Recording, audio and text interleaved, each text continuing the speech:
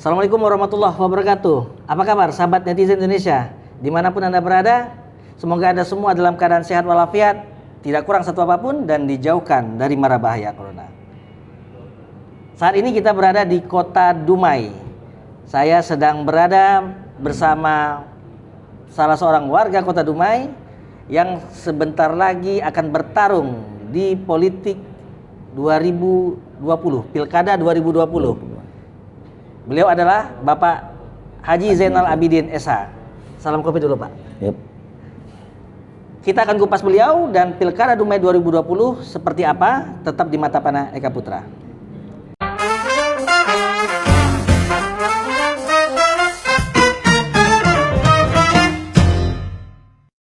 Bagaimana orang akan betah tinggal di Dumai? Tentu hotel-hotel akan sepi. Karena begitu ini jalan tol diresmikan, Dumai bisa mati. Jumat, Sabtu, Minggu ini Dumai menjadi kota mati. Tempat kita ini tidak tentu arah centang perenang ini, gimana orang mau datang? Takut orang kan. Kedua, kita punya kekayaan alam Sungai Dumai. Sungai Dumai inilah akan kita jadikan potensi wisata air untuk menarik orang datang ke Dumai. Sampai sekarang, sampai saat ini dari zaman Pak Haji Wantam Serius, Julas, masuk almarhum Khairul, masuk Zulkifli As, namun air yang ditunggu oleh masyarakat itu belum juga terrealisasi. Tahu kita ini berasia umum, cukong-cukong itu bermain di pilkada. Ya. Pernah ditawari?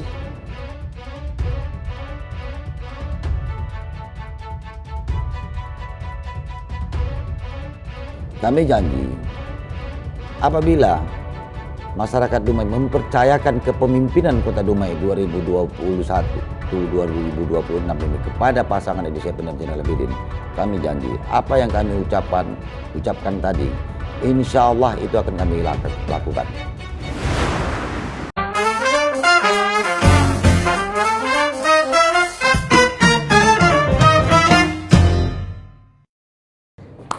Baik, jumpa lagi di mata panah Eka Putra. Assalamualaikum, Bang. Waalaikumsalam warahmatullahi wabarakatuh. Bang Haji Zainal Abidin ini sudah mendaftar ya, Bang, di KPU sebagai calon wakil wali kota bersama Pak Edi Sepen. Ya. Seberapa penting Pilkada 2020 bagi Bang Zainal sekarang? Oh ya. Baik. Pilkada 2020 ini sangat penting momentum bagi Kota Dumai, yang mana baru saja Kota Dumai melaksanakan ulang tahun yang ke-22. Nah, tentu dari awal Kota Dumai inilah bergabung dengan Kabupaten Bengkalis. Oke. Ya. Nah, tahun 99 kita memisahkan diri dari Kabupaten Bengkalis. Ya.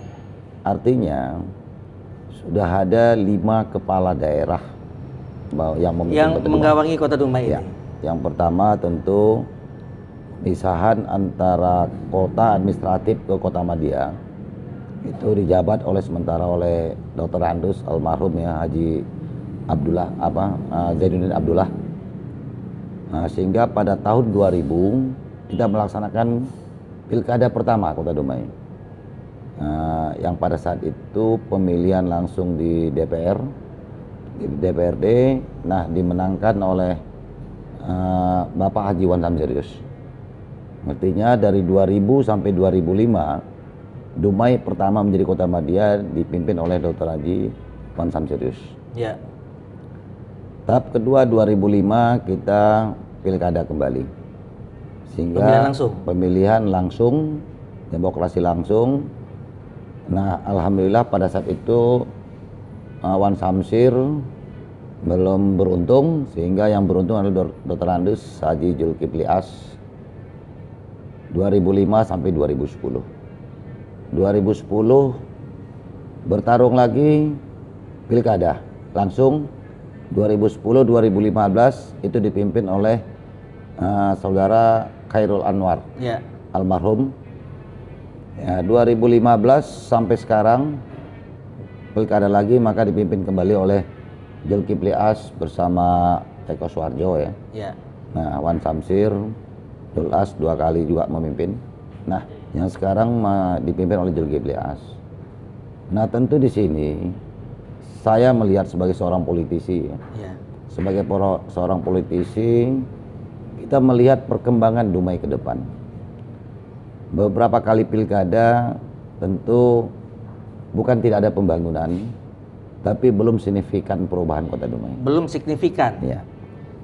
Oke, jelaskan poin itu, Pak. Ya, ada beberapa hal yang kebutuhan mendasar yang diatur secara undang-undang Kota Dumai. Semua kabupaten kota secara nasional, air adalah menjadi kebutuhan dasar bagi masyarakat. Air bersih. Ya.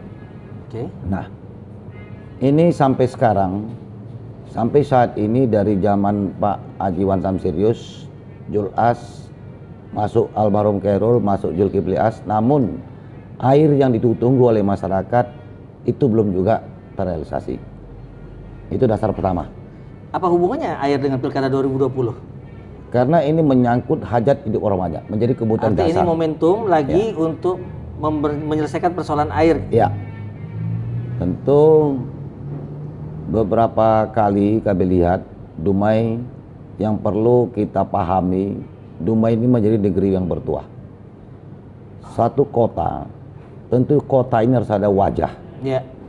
Dumai sampai saat ini kami lihat belum ada wajah.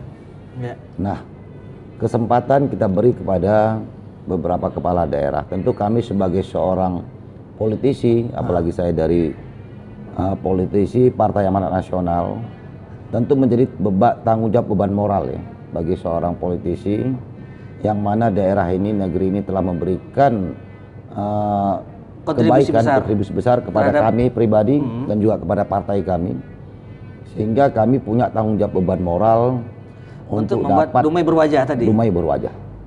Dumai belum berwajah. Wajah seperti apa yang akan dibuat oleh Bang Zainal jika duduk nanti? Jadi Dumai ini kalau kita masuk ke satu kota, tentu nampak wajah kota itu. Oke. Ya, itu yang belum ada kelihatannya. Inilah ke depan kami bersama Pak Edi Sepen ya. Ini yang kita kompromikan, kita diskusikan. Ya. Menjadi salah satu visi misi kita. Dumai ini bukanlah ada hasil bumi. Ya. Kita bukan penghasil minyak. Dumai adalah kota jasa. Ya. Nah, sebagai kota jasa tentu perlu pemimpin-pemimpin ke depan yang betul-betul memiliki jiwa entrepreneur yang bisa menjual jasa apa yang harus kita jual di Kota Dumai. Nah, itu dia. Nah, itu dasarnya. Nah, itu kan sebetulnya perlu kekuasaan di tangan Abang sebagai wali kota. Kok jadi wakil wali kota? Nah, di dalam politik ini ada etika politik. Baik, kita simak pemirsa. Ya, jadi ada gimana etika tuh, politik, kekuasaan itu bukanlah segala-galanya, tetapi pengabdian yang paling utama untuk negeri yang kita cintai ini. Oke. Nah, jabatan wali kota, jabatan wakil wali kota, kalau ini bisa disinergikan bersama-sama, kenapa tidak? Ya. Dan juga kita etika politik yang saya sampaikan adalah PKS itu di dalam pemilu 2019 yang lalu itu memperoleh 4 kursi. Ya, kita dari PAN 3 kursi. Secara etika tidak mungkin dong kita nomor 1. Ya, kita beri kesempatan kepada kader PKS untuk nomor 1, kita mengambil posisi nomor 2. Tapi Abang bersedia ya menjadi nomor 2 walaupun Abang 3 periode ya, lebih lama. Saya 2 periode sebagai wakil ketua DPRD. Tapi sebagai anggota DPR? Enggak, sebagai wakil ketua DPRD saya sebagai wakil ketua DPRD 2009 sampai 2014. Berarti anggota DPR langsung di wakil ketua? Iya. Bahwa beliau 1 periode? 1 periode 2014-2019. Ya, artinya walaupun Abang lebih lama tetap tidak ada masalah karena etika politik tadi? Oh iya, kita harus itu yang kita jaga. Baik, kenapa pada akhirnya pemilihan itu bersama PKS? Oh ya, kita tentu melihat ya, partai yang akan kita ajak koalisi, pertama kita lihat dari partainya. Iya. Ya, partainya PKS kita melihat kader-kadernya cukup militansi. Iya. Dan secara agama. Iya. Nah, ini yang kita lihat dulu, karena agama kita ini agama yang kita cintai ya. ini perlu kita rawat dan kita jaga secara baik. Iya. Tentu kita melihat sosok pemimpin dari sisi keimanannya, dari sisi ketawaduan dia di dalam beribadah. Nah, Edi Sepen sosok yang kami lihat cukup bertawadu di dalam melaksanakan agamanya, dan juga dia seorang pendidik ya, dari tenaga pendidikan. Nah, tentu dari pertanian. Nah, dasar itu yang kita lihat dari mental dan moral 5 tahun kami bersama-sama. Oke. Nah, beliau sebagai anggota saya, tentu saya cukup banyak mengenal pribadi-pribadi beliau, baik dalam pergaulan sehari-hari, baik dari tutur kata. Nah, inilah kami coba merangkumnya semua. Baik, PKS tadi kita bincangkan partai yang militan, yang juga kuat. PAN partai yang nasionalis, religi. Ada hambatan nggak itu untuk meraih suara non-muslim pada khususnya? Insya Allah tidak, karena kita gini ya, ini kita harus pahami dulu, partai-partai itu tidak ada di sini nih yang partai agama sebetulnya. Oke. Nah, kita ini NKRI, partai politik itu dibentuk untuk menaungi seluruh warga negara. Apapun agamanya. Apapun agamanya. Okay. Yang penting diakui oleh republik ini. Itu dia. Ya. Pemirsa, saya akan tanyakan seberapa yakin beliau menang di Pilkada 2020 nanti, tetap di Mata Pena Eka Putra.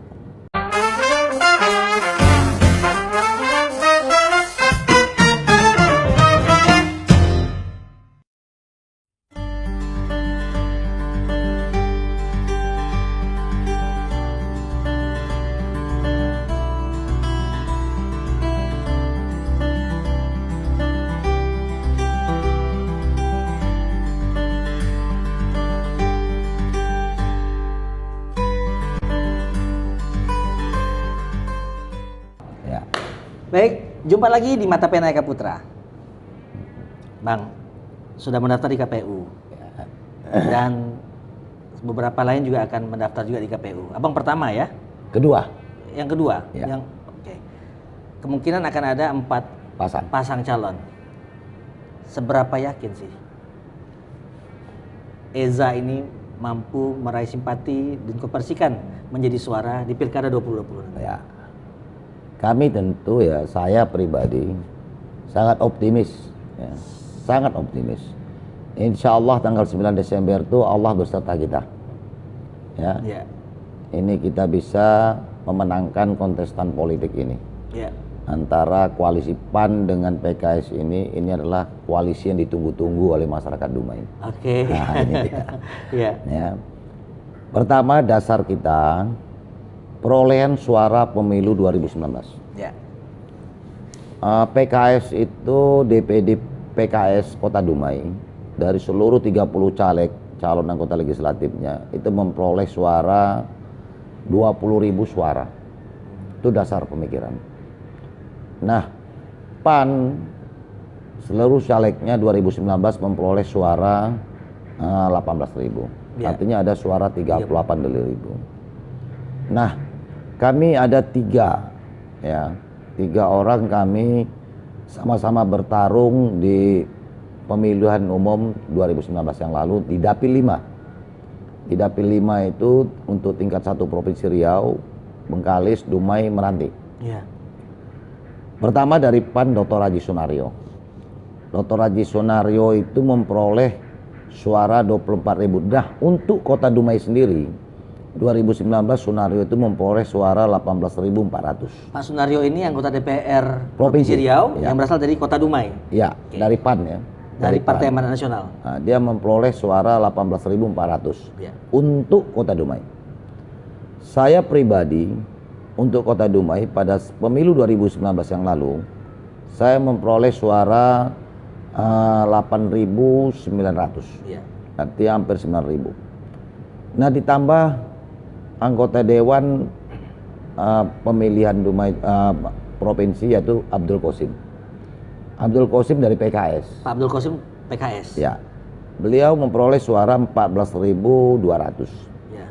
Nah, di akumulasi suara Pak Sunario, suara saya, perolehan dan suara Qasim itu 41.000. ditambah suara PAN dengan suara PKS 38, berarti ada 79.000.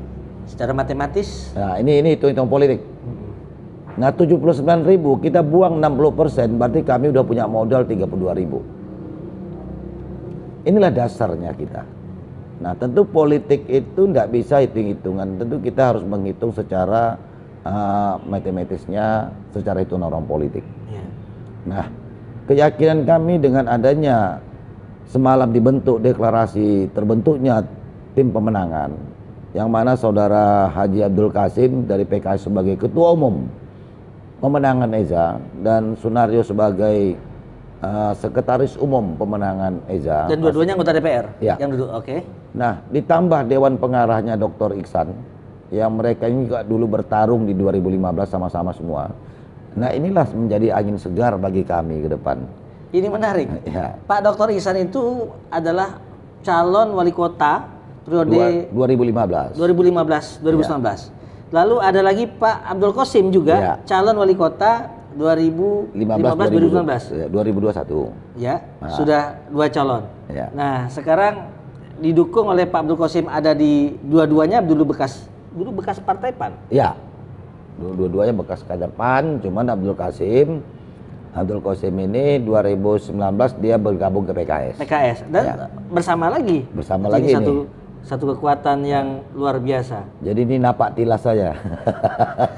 Tapi ada yang menarik, Bang. Ketua Partai PAN ini namanya Hasrizal. Asrizal. Pak Ya. Asrizal ini adik kandung. Ya. Ini keluarga. Ya. Ini kekuatan juga kan? Loh iya, tentu kita dari keluarga, tentu kita sebelum maju ke kontestan politik, tentu keluarga kita kumpul dulu. Iya. Nah, bagaimana kalau kita maju keluarga tidak dukungnya? Tidak mungkin. Makanya kita kumpul dulu keluarga, kita sowan dulu dan kita diskusikan. Keluarga mendorong, ya kita maju. Nah, itu dia. Itulah kenapa optimis Ya. Bang Haji Zainal Abidin ini mampu nanti meraih suara terbagus. Insya Allah, di Pilkada 2020.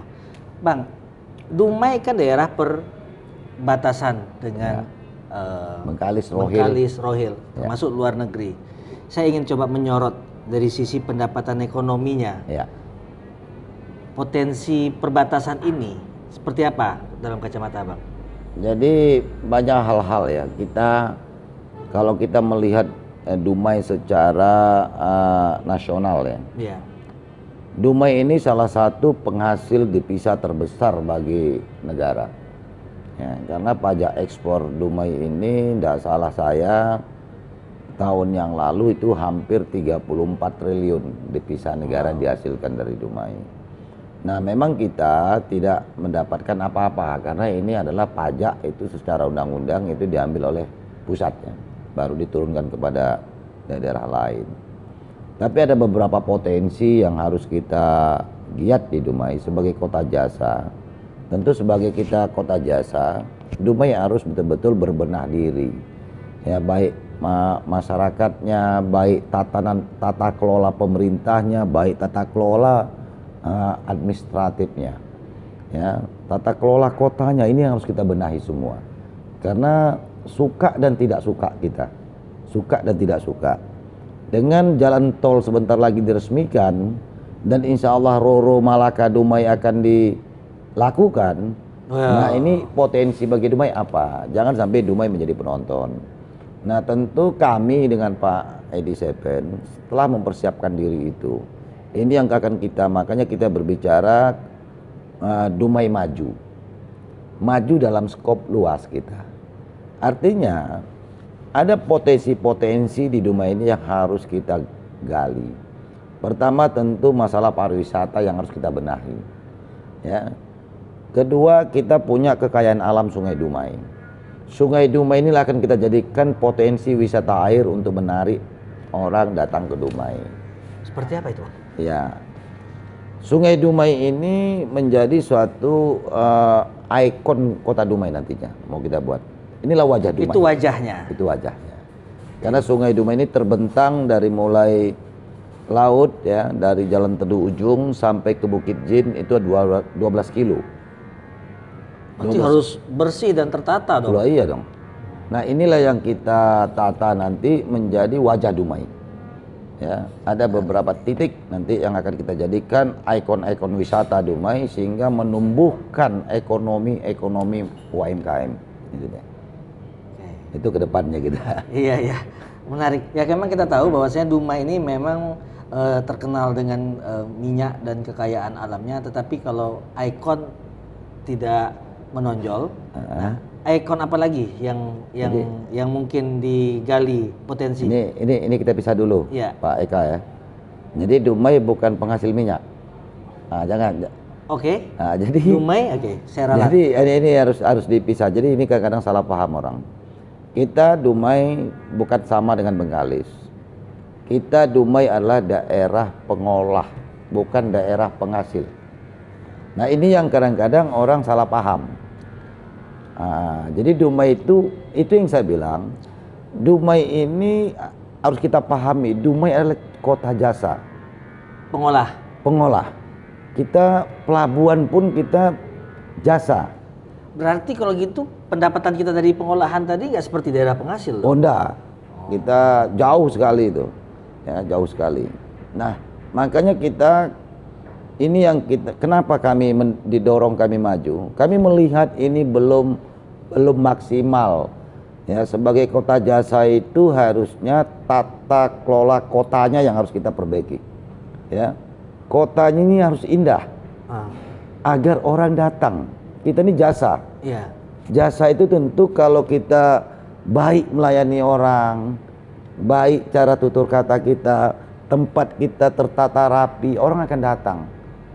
Kalau tempat kita ini tidak tentu arah centang perenang gini, gimana orang mau datang? Takut orang kan. Kalau sekarang ini centang perenang. Kalau saya lihat kita perenang. Ya.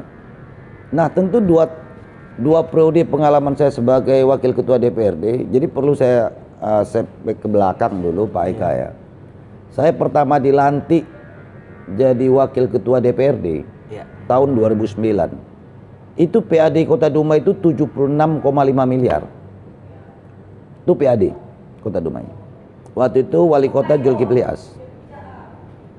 Alhamdulillah tahun per tahun sebagai saya pengambil kebijakan anggaran, kebijakan politik anggaran, kita tekan terus peningkatan PAD. Ya. Nah, yang dikatakan sumber pendapatan asli daerah itu adalah PAD itu. Ya. Bukan APBD, kita tidak bicara APBD. APBD itu adalah dari pusat, kita PAD itulah yang hasil dari Kota Dumai. Ya. Nah, alhamdulillah kita terakhir saya di 2019 memutuskan APBD Kota Dumai, PAD kita udah mencapai 306 miliar. Ya. Artinya ada peningkatan selama saya 10 tahun sebagai wakil ketua DPRD. Ini kita tekan PAD. PAD kita masih banyak sumber-sumber PAD kita. Ya, tentu ada beberapa hal yang harus kita pahami Kota Dumai ini. Sebagai kota jasa, apakah tempat kita ini udah asri? Yeah. Udah nyaman, udah indah. Yeah. Jadi perlu ini ditata, baik tempat masyarakat kita berdagang, kuliner kita di mana? Iya. Kuliner laut ya? Kuliner laut, kuliner sungai. Salah satu contoh Pak Eka masuk Kota Dumai, ditengok Taman Bukit Gelanggang itu kan tidak tentu arah. Iya, iya. Nah, bagaimana orang akan betah tinggal di Dumai? Tentu hotel-hotel akan sepi. Karena begitu ini jalan tol diresmikan, Dumai bisa mati. Jumat, Sabtu, Minggu ini Dumai menjadi kota mati. Karena tidak mau orang akan bertahan di Dumai. Orang akan pergi ke Pekanbaru, ke Sumbar. Karena tidak ada lagi yang ditengok. Iya. Nah, disinilah perlu ke depan kecerdasan seorang pemimpin dalam mengelola Kota Dumai secara baik. Ini yang perlu kita apakan. Nah, tentu saya 2 periode 10 tahun menjadi wakil ketua DPRD, tentu kami lebih paham apa yang harus saya buat. Apa contoh terobosan yang akan diambil nanti yang berhadapan dengan risiko tadi misalnya? Ya, tentu kita membenahi Sungai Dumai. Ya, itu kan wilayah das provinsi.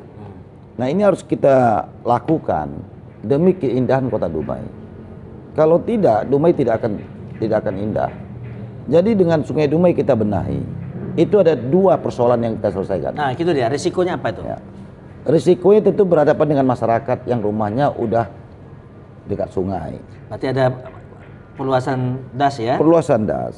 Nah, ini tentu kita dudukkan dengan Pembebasan masyarakat, lahannya. pembebasan lahannya. Tentu ini kita akan tinjau secara undang-undangnya. Iya.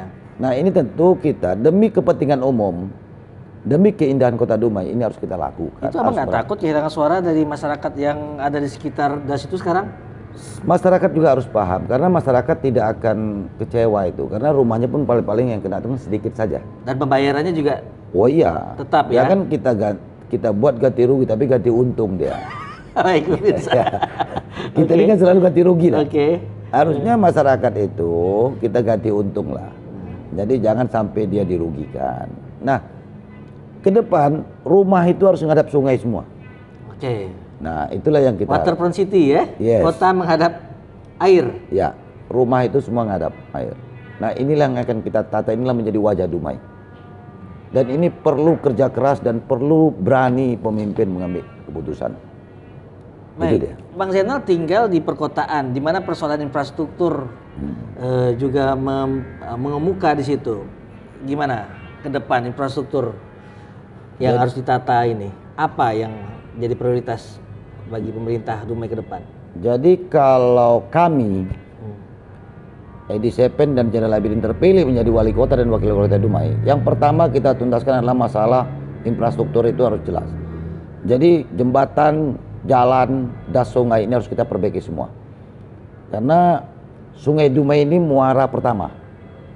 Karena dari sinilah persoalan banjir itu. Oke, jadi penataan drainase banjir segala macam itu diselesaikan Ya. melalui hilirnya itu ya? Hilirnya dulu kita. Hilirnya kita lihat. Dibenahi. Ya, dibenahi hilirnya sehingga hulunya baru Ya, mengikut. nanti airnya tinggal lancar Iya, aja. Oke. Itu dia. Baru nanti setelah Sungai Dumai itu kita benahi. Nah, seluruh drainase yang mengarah ke laut ini harus kita tutup. Ya. Karena permukaan bumi kita udah di bawah permukaan laut.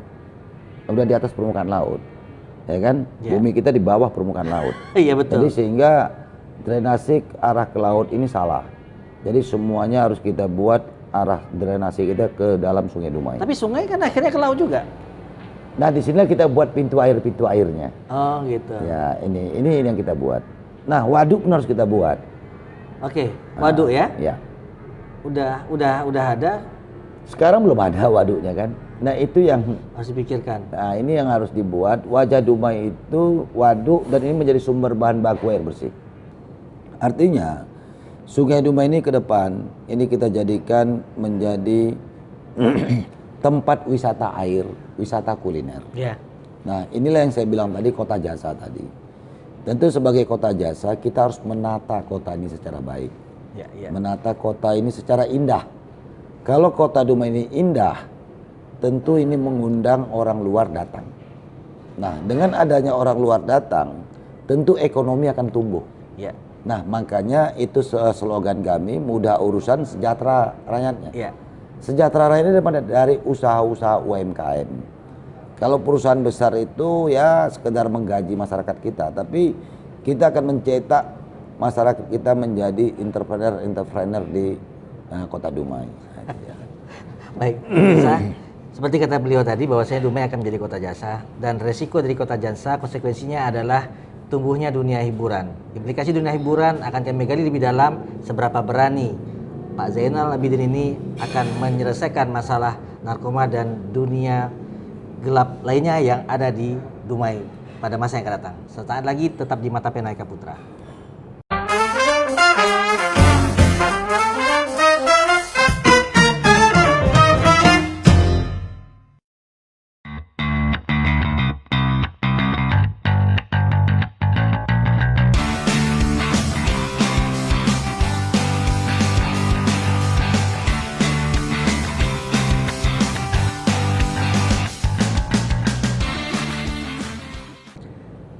Baik, jumpa lagi di Mata Pena Eka Putra.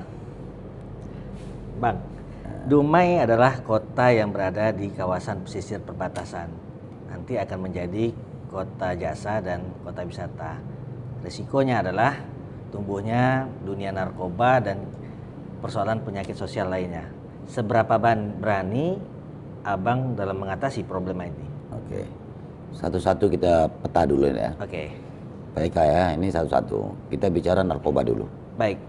Narkoba ini salah satu penyakit ya, penghancur generasi muda kita. Ya. Dan ini menjadi musuh kita bersama. Ya. Musuh nomor satu. Siapapun kita punya anak, kita punya keluarga, nggak ada yang ingin kena narkoba. Ya. Nah, lawan kita tentu para mafia. Betul. Ya. Kami dengan Pak Edi Sepen, ini tidak ada tawar-menawar masalah narkoba. Ini harus tegas, kita minta seluruh Forkopimda untuk bersama-sama ini kita berantas. Para cukong, para pengedar. Tetapi ini harus kita belah dulu. Pengguna, ini harus kita carikan solusinya. Ya. Bagaimana pemakai ini jangan dihukum. Mereka korban. Mereka korban. Mereka ini memakai, tentu ada persoalan. Ya. Nah, inilah yang kita, pemerintah Kota Dumai harus tampil menyelamatkan generasi bangsa kita. Pemerintah harus membangunkan rumah rehabilitasi di Kota Dumai. Untuk para korban. Untuk para korban.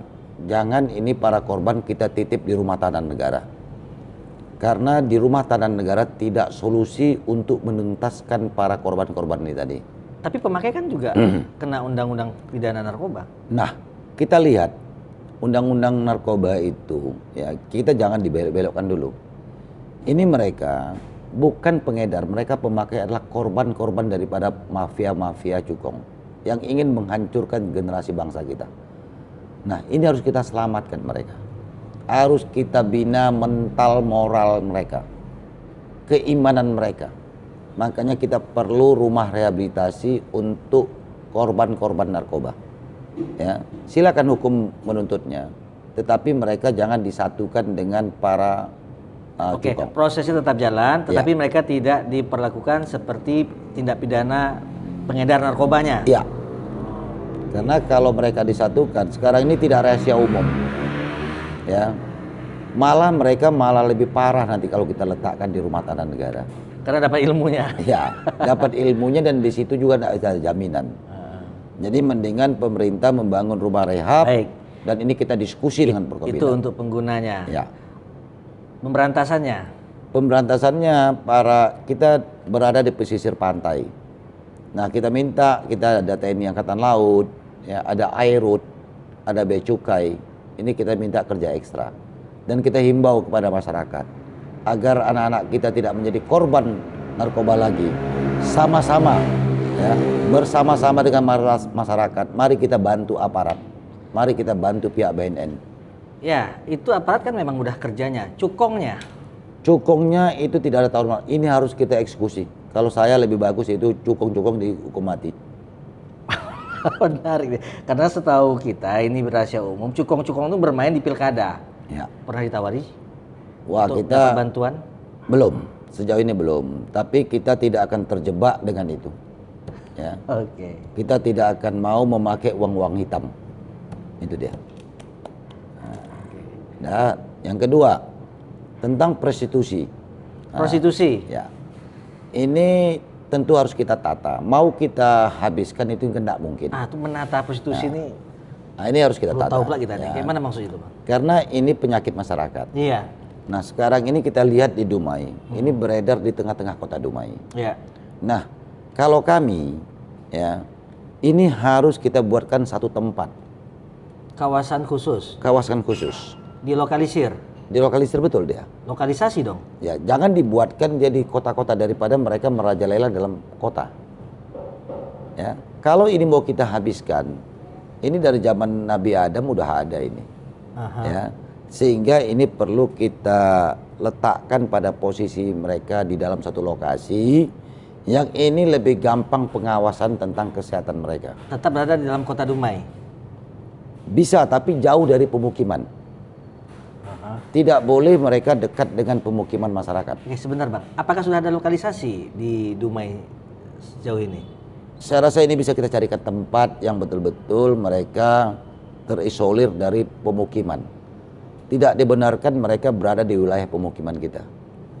Jadi biarlah ini iman mereka masing-masing. Kita buatkanlah satu tempat. Jangan macam sekarang ini di seluruh tempat mereka berjamur. ini tidak cocok dengan betul. budaya. Keluar masuk hotel. Oh ya, nggak boleh.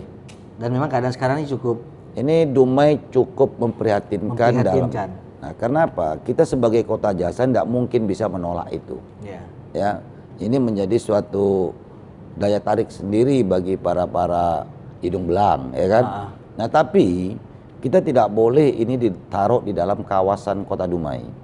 Ini harus kita carikan tempatnya. Ya, dulu udah ada tempatnya di Rawa Panjang sana. Ya, kenapa enggak kita letak air di sana? Yang jauh dari pemukiman. Itu pemerintah juga yang membuat kawasan itu? Ya silakan cukongnya ke sana. Pemerintah tidak akan menyiapkan tempat itu. Ya, cuman kita harus membuatkan peraturan tidak boleh berada di wilayah pemukiman. Oke. Ini harus tegas kita buat. Ya, termasuk ke karaoke itu silakan di sana lah. Kita di Dumai ini kita jadikan ini Dumai menjadi kota yang agamis. Berarti di pusat kotanya memang tidak ada lagi pusat-pusat hiburan gelap itu. Ya, tanda petik ya semuanya. Iya. Itu enggak boleh. Silakan aja itu kita buatkan, silakan di luar dari wilayah pemukiman kita. Ya. Dumai ini, kota Dumai, wisata yang agamis. Ya, wisata syariah. Jadi wisatanya itu karena apa? Kita ini berada di wilayah kota yang bertuah. Kota yang berbudaya. Budaya Melayu kita kedepankan. Iya. Dan ini tidak cocok prostitusi berada di wilayah Dumai yang bertuah ini. Baik. Itu solusi dari problematik Ya. penyakit masyarakat. Bang, ini pertanyaan terakhir. Masyarakat sudah cerdas. Ya. Dalam pilkada selalu ada jualan-jualan. Ya. Ya, politik, jualan janji-janji.